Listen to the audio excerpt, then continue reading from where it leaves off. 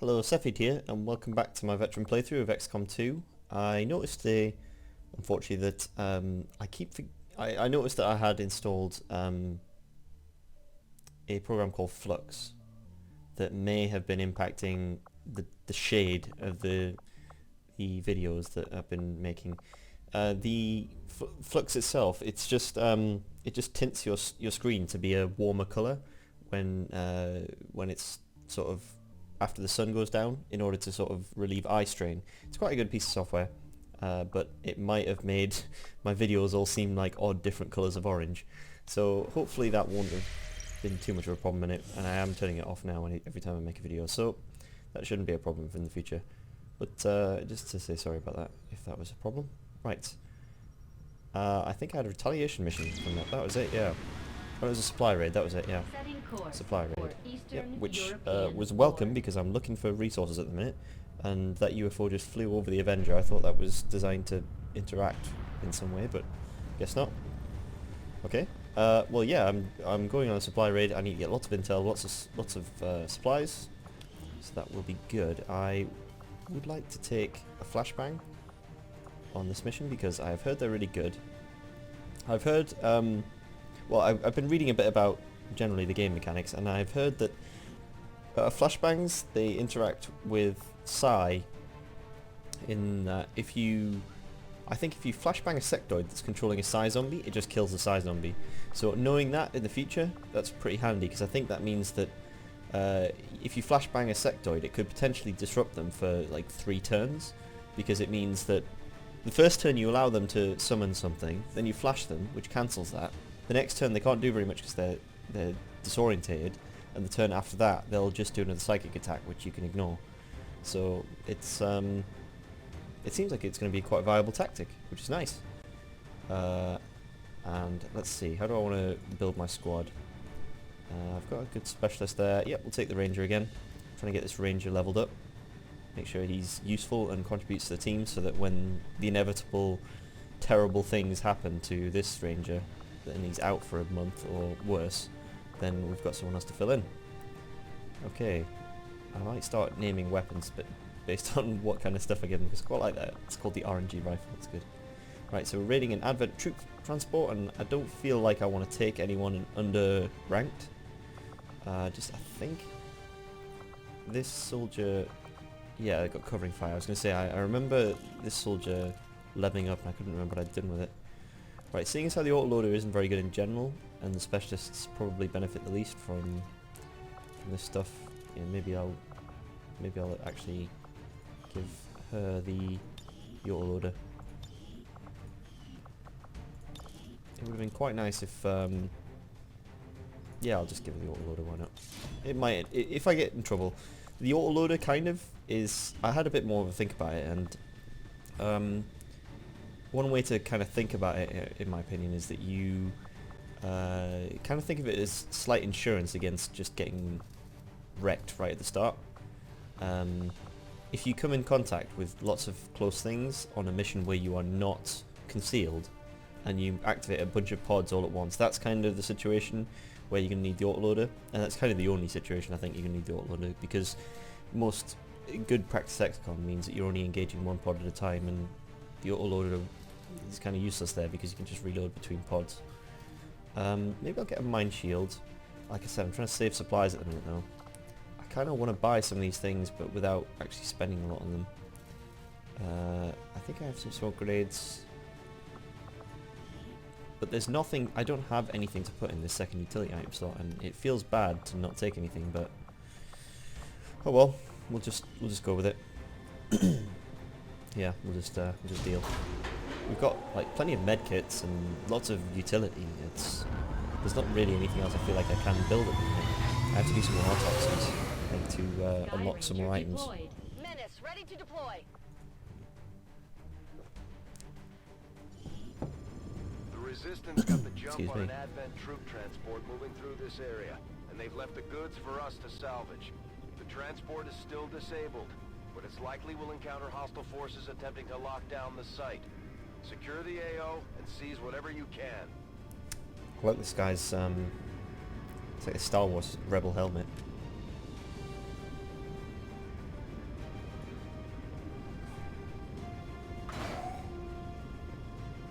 Let's go.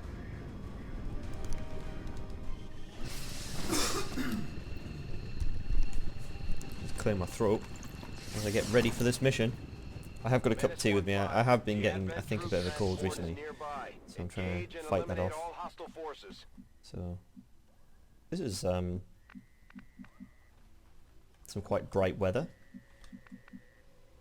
Look at how visually dense this game is now. Like, look how detailed the trees are and such. It's quite interesting. Like, they're kind of in the way for, like, from a tactical point of view, but at the same time they just look so good.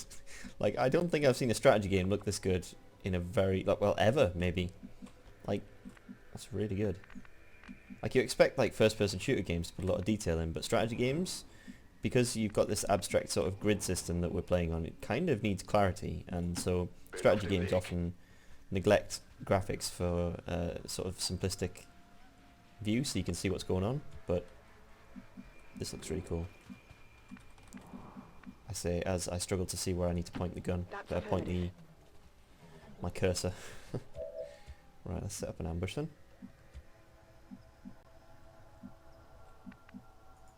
Begebe mich zu dieser Position. What's that? Is that their vision range? That's really long. Okay. Alright. Moving to designated position. Heading to that location. Affirmative, moving This on. is probably the soldier I want to take the Deadeye shot. One thing I did notice that on the sniper tech tree, I've got my eyes on. perk tree in fact, they've got a perk that when they hunker down, it gives them an aim bonus on the next turn, so it's kind of like the steady shot from Long War. And so that might be quite useful for starting ambushes. I think that might be quite a nice, tidy way to start an ambush. I may end up picking that on some of my snipers. When I first saw that, the perk that it was up against, I thought, there's no way that's better. But it could actually work, it could be good. Heading there now. Alright. Can I get a proper ambush on the go here, or is everyone a bit too far away? The sniper could stay there. It's kind of a bit too far away. They will come a bit closer though. I do have my two snipers, right. So one sniper has long watch, so okay. And I think the sniper is going to be the one to take the shot. Yeah. Feuerschutz. Eyes on the prize. Verstanden. Halte die Let's Augen just go auf full ambush. I kind of think that the Viper is a dangerous target, to be honest. Once a Viper gets in cover, it can be quite tricky to deal with him. So if I can kill that straight off, that's quite nice. It's dead. It has to be dead. Plus these guys are going to get better chances to hit on these two. Get him!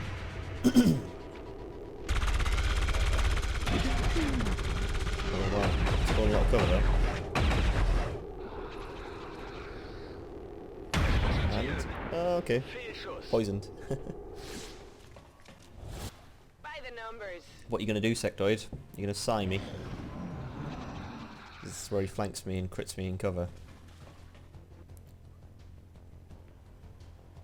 I'm just going to use sigh, that's fine. Stronger than you thought.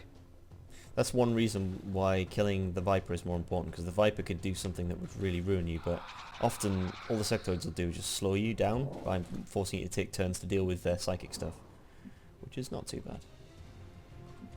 Annoyingly, he's just a bit out of range to be flanked. Let's just do this, shall we? If there's anything there, I can just back up. Speaking of, actually those snipers can probably kill that turret. Can I deadeye it?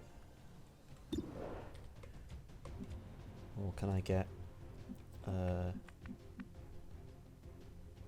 it'd be nice if I can put the holo target on that first. I'm just assuming this guy's going to die now, but... yeah. Because this could well just kill the turret. At least it's hollowed. That is actually going to be a little tricky to kill. I can combat protocol it. I do have another ranger here, don't I? Can I do that? That would still have me covered. Okay.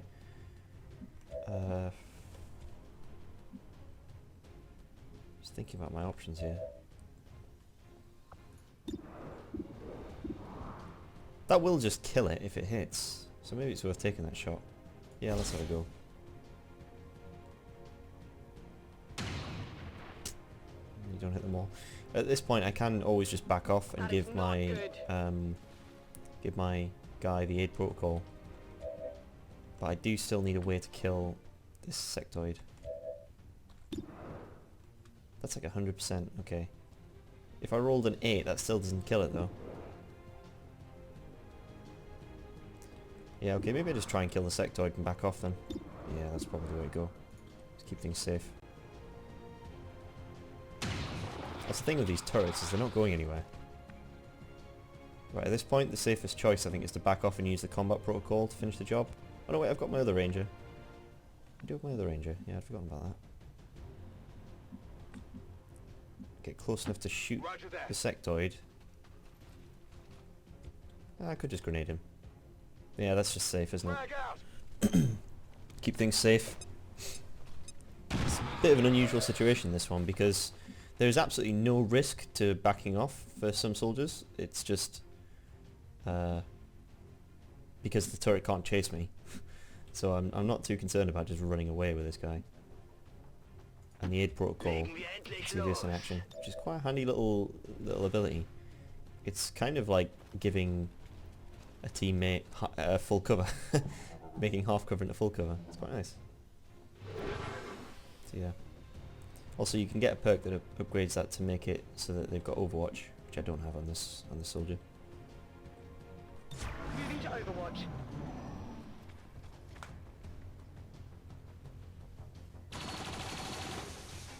So that worked out. He's gonna fire, and he's on Overwatch as well. Okay. What? Yeah, I was gonna say it looked like he'd fired and Overwatched. Let's have a look. Yeah, that's fine. I wish I could see some more stats about this things than just what it shows there on my chance to hit, really. Where's the Overwatch, and it should make him a definite kill with my snipers. Right. Let's finish the job. For some reason this sniper misses more than this one. It has worse aim. I think I must have put the plus aim, the big powerful plus aim PCS on this one. Does it say what she's got? Aim 98. Oh, that's good. You can look at people's stats. Maybe you can do that with enemies then. I need to look at that. Next time an enemy comes up, I'm going to see if I can do this to them and see what their stats are. Very good. Jetzt komme ich. Understood. Moving out. If you say so.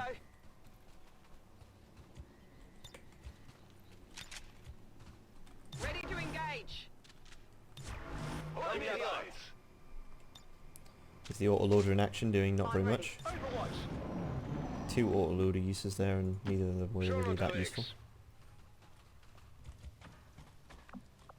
What was that? I heard mech.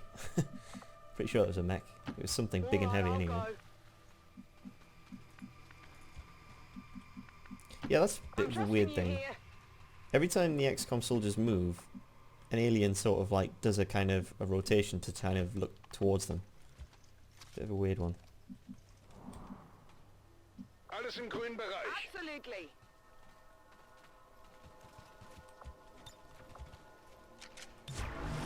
I'm ready. Feuerschutz. On Overwatch. Na los, zeigt euch. I guess that'll be No okay. real high ground to use yet until we get to this building here. I think if I move there I'll trigger something. So Klingt's machbar. that is a kind of move that I wouldn't do on a higher difficulty. I'd spend another turn just putting all my soldiers in the perfect spot so that the reveal would be perfect. But you can get away with things in veteran. I'm on the move. I think it'd be interesting to note What's that over there? when I start playing Legend again, it's going to be a very different playstyle. It's going to be much more cautious, much more kind of assuming the worst in every situation rather than just saying, well, I've got enough actions to just deal with anything here. Scanning a beat. Overwatch. you have a luxury amount of actions in Veteran because the pods are smaller and, well, less pods in fact I should say, and that the pods, the aliens themselves have less health, which means you can kill them easier. That's really the key point. Like a pod of three Vipers on Legend would be seriously cause for concern. Like, you'd have to take that very seriously and expend a lot of resources to kill them.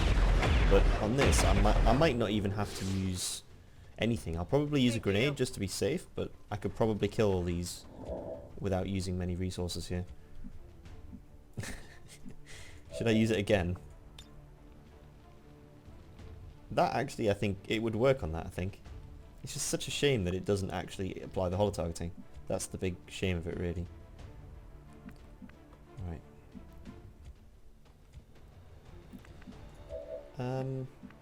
Having said that, I kind of don't want to waste using a grenade on this, because my first thought was I'd just grenade that and kill them both and it'll be really easy. But I kind of want to try and save my grenade, because I do only have one. Maybe I can use one of these weaker grenades then. Right, how much? Yeah, that might actually work, okay. So who is going to be most likely not to be useful here?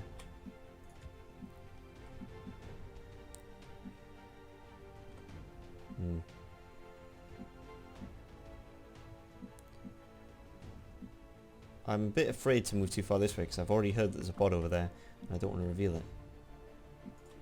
What's over there? Definitely something right there. I can hear it. That will destroy their cover. That will destroy the cover and hurt that one. Here, catch! It might actually leave some cover standing, but I think it'll destroy this cover. Oh, it didn't. Wow. Well, that's a dead Viper at least.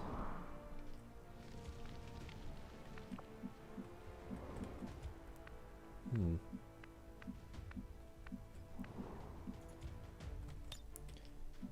kind of amazed that my sniper can't see from there. Right, what I might do, I'll lightning hands this one and then throw a grenade at this one and then finish it off. If you say so. That's what I think I'll do, because I want to save the big grenade. That's a good chance to kill. Oh, that's a shame. If I throw the same grenade that I did last time, it'll kill this one and blow this one's cover. So that should be the way to go, I think. Yeah, that's the one I want.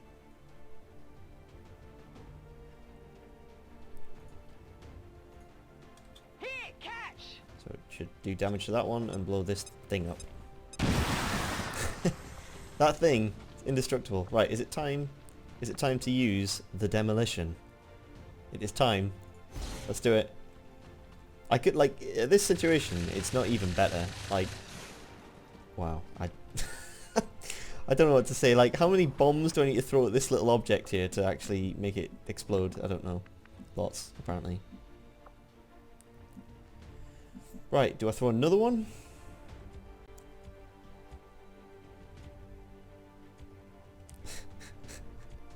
I've got two rangers just sitting here waiting and dying to go and stab things, but okay. We've committed to killing this thing this turn, so cover doesn't seem to matter to me now. Come on, blow this thing's cover. Is this going to be something indestructible here? There we go, it's not indestructible. Very good. It didn't look it. Watch those supply crates. Ah, that was a supply crate. Oh, right, I see. Interesting. I didn't realise that. That's why it was hard to blow up, because I don't want to blow it up. I didn't realise that was a supply crate. Ah, okay, I'm learning. Looks like there's another one on the roof. Is that a supply crate? Maybe not. Yeah, avoid destroying critical supplies. It's right there at the top. Let's do that from now on. It is really nice, actually, that in XCOM 2 there are more things in the tactical map. I think I've mentioned this before, but that actually affect the strategic map. In Enemy Unknown there wasn't very much, and then they added Meld, which meant that there was something else you needed to consider on the tactical map that was important, which is nice. Right, I think this is straight up throw a grenade at these two, blow their armor, and then finish them off. I think that's kind of what I want to go for here. Because a grenade and a combat protocol will kill that mech, and then... So that's like using 3 actions to kill 2 enemies, which is pretty good. And then I've got 3 left to deal with the stun lancer. So I think that's the way to go. Yeah, I think I'm going to do that. Right, so let's grenade him. Shall I move forward to do that as well? Just to make space for other people. Let's do it. Hopefully that'll get rid of all of that armor. It's a shame that I can't fire the grenadier's cannon at the same time as having to throw grenades, because the cannon actually will shred him and add hollow. That's fine. Right, so that... Well, unfortunately I was hoping it would do 1 more damage than that. It's likely to kill, but it might not. Right, the sniper anyway, in any case, can flank the shield bearer. Yeah, I'm happy to take that shot. Just don't miss, please. Thank you. Right, where's the other sniper? What did you expect? Is this what we're looking for? That should kill. Yeah, it should. If it rolls minimum, that'll kill. Very good. It actually rolled an 8. Very nice. That's it. That's the stun lancer. Maybe I just overwatch him.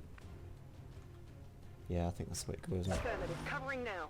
Got it covered. I have covering fire as well, so whatever he does, he's going to get shot at. Here he comes. Yeah, nice. Very good. There Well you done. go. Status confirmed. All hostiles are down and the area is secure. Status confirmed. Mission accomplished. Flawless. Excellent. Don't blow up the supply crates.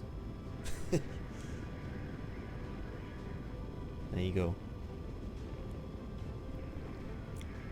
Most under fire, he was shot at once by a turret. That's what happened there. And the only time that anyone was shot at, they had the aid protocol on them. That's pretty good.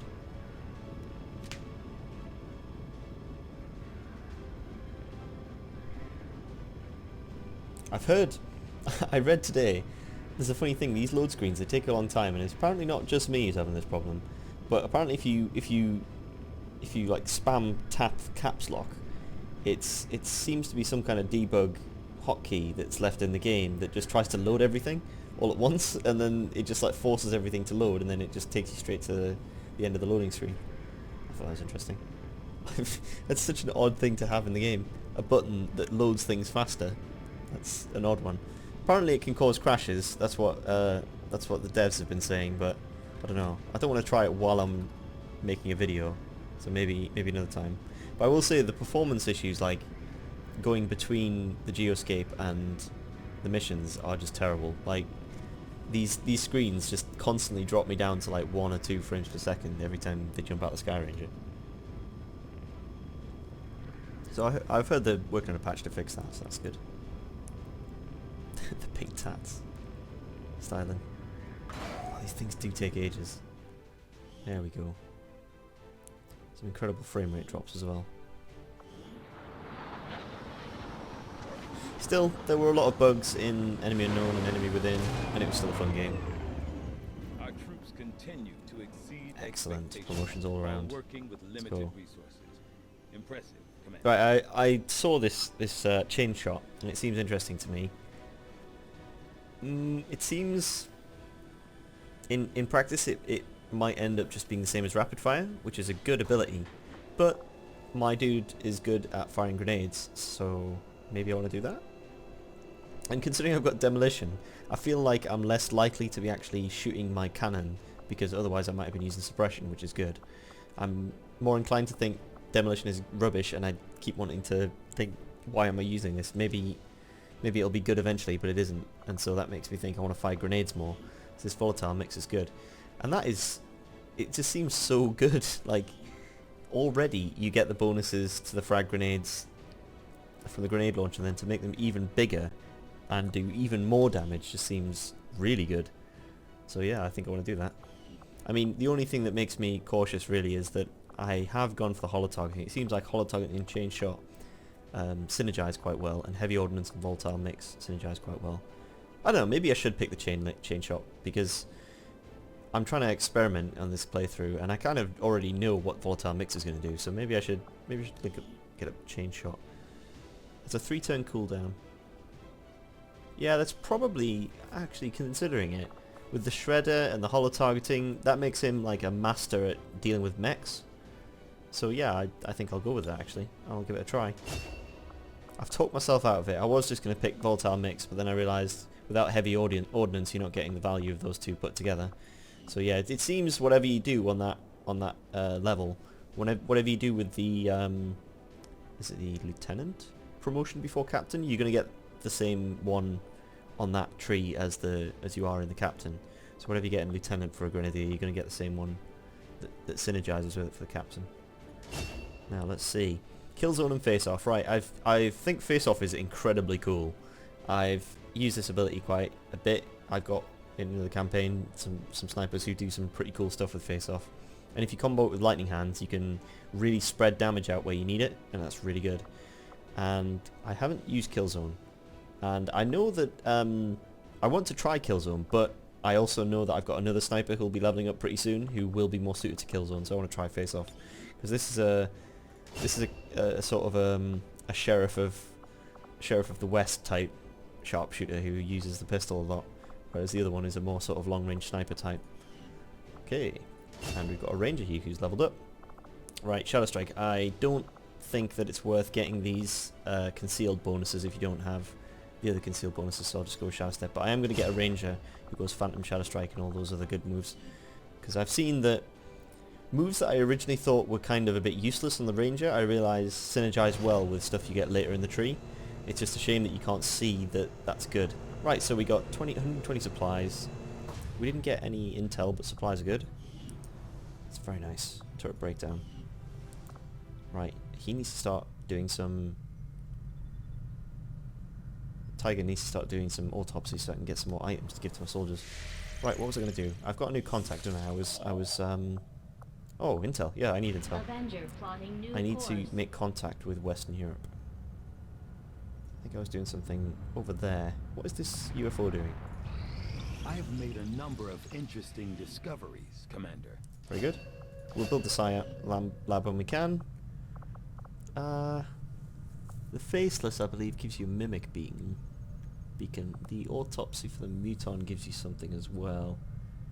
I don't know, maybe we should be doing some autopsies. Yeah, let's do Knowing that my past surgical experience is limited, I am sure the crew appreciates that I hone my skills on fallen Advent forces before triaging our own wounded. To the uninitiated, the common Advent trooper is seemingly human.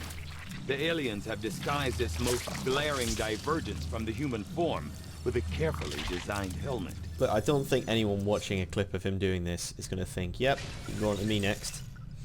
Which is why our soldiers are incredibly motivated to not injure themselves. Come by outside the cities, even among the staunchest of anti-alien dissidents. Recovered Advent equipment is highly coveted. Hey, Commander. Right. I still don't know what this UFO is up to. It's hunting XCOM apparently. I don't know, is it going to destroy a radio tower, or is it going to create a mission that I have to defend? Is it going to land and then I can assault it? We should hit one of their facilities. I'd like to. I want supplies from it. Right, that's more supplies. I can build some more good stuff. Right, I can build a Psi lab now, I think. I was going to build a workshop in the middle here. Power relay, alien machinery. Yeah, I think I want to build a proving ground, because apparently they're going to whinge at me if I don't. Proving ground facility construction initiated. I'm also going to need some power soon, so maybe I should expose the exposed power coil. It's probably the way to go, isn't it? Very good. I don't have a spare engineer or something anyway. No, good.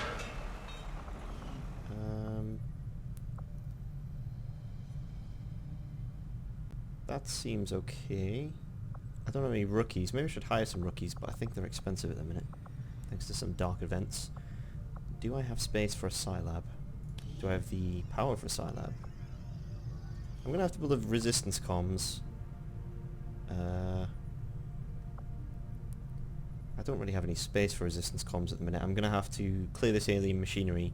Perhaps I'll put resistance comms there and then I'll put a workshop here. I could build a workshop now, actually. I don't know, I'll save the supplies. Ah, I remember what I'm missing here. Probably some guerrilla tactics stuff. Yep, I'm going to want these, aren't I? Definitely going to want that. 75, wet work is 125. Maybe I want the wet work more than I want this. Yeah, I think I do. These are all really good, by the way, just some of them are a little expensive. Oh, that's really good.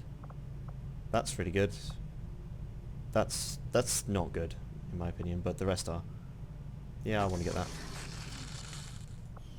Okay, very good. I think... What's going on in the armory? Did they just get ranked up because I picked that plus 25%? Really? Did that really just happen? Did that just like retroactively give them all 25% extra XP? That's kind of crazy if that's happened. Alright, so I guess we'll rank these guys up. So we've got Ever Vigilant and Guardian. So I think Ever Vigilant is better on this one. It seems I was right in thinking that specialists can be geared towards being Overwatch experts, and it's quite nice that at this stage you don't have to pick being good at Overwatch over, say, being good at killing robots or being good at healing. So I can actually pick a specialist who is good at Overwatch and also can do one of those two trees, either being good at being a medic or being good at killing robots. So I think I kind of want to pick Ever Vigilant, because I quite like that idea, that you move and you hack, or you move and you haywire and you still contribute. So that's quite nice, because with Guardian you actually will have to use an action. So this like frees an action up. That's nice in that 50% of the time you'll get a second action, but every single turn you'll be overwatching, and so that seems good to me. I really like that. Ever Vigilant enables an extremely mobile style of play for the specialist. Any action other than moving will invalidate Ever Vigilant. Okay. Interesting.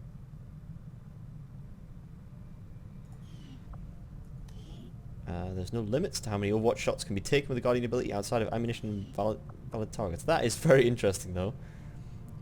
I can picture in my mind a situation where a specialist just fires like 5 Overwatch shots in a row, and that does seem quite fun. I hadn't really considered that, but yeah, that does seem pretty cool. Okay, on second thoughts, the fact that anything other than moving invalidates it, and the fact that Guardian can happen unlimited number of times, that's kind of cool. That might only happen like very, very rarely, but yeah, that's cool. I'll go with that, why not? Plus on the other specialist that I've done in another campaign, I did pick the other one. So yeah. Right, yeah, so I said I was going to pick Killzone on the sort of long range sniper style. So yeah, we'll have a look at that. It seems pretty cool. It's like a sort of area of effect Overwatch, I think, as far as I'm aware. So yeah, that's fun. Right. Let's back off and research is sorted. Proceeding as expected, Commander. Yep. Yeah, let's get this intel. These findings will likely prove crucial to our ongoing efforts, Commander. Battle scanner, yeah, that'll be worth getting. Thorough analysis. I have yet to turret discover breakdown. turrets we see employed by Advent throughout their various facilities and security checkpoints are automated, much in the same way the alien mechanized units are. A significant amount of time was likely spent developing the optical sensors and targeting system, which I expect Shin will want to thoroughly examine following the disassembly process.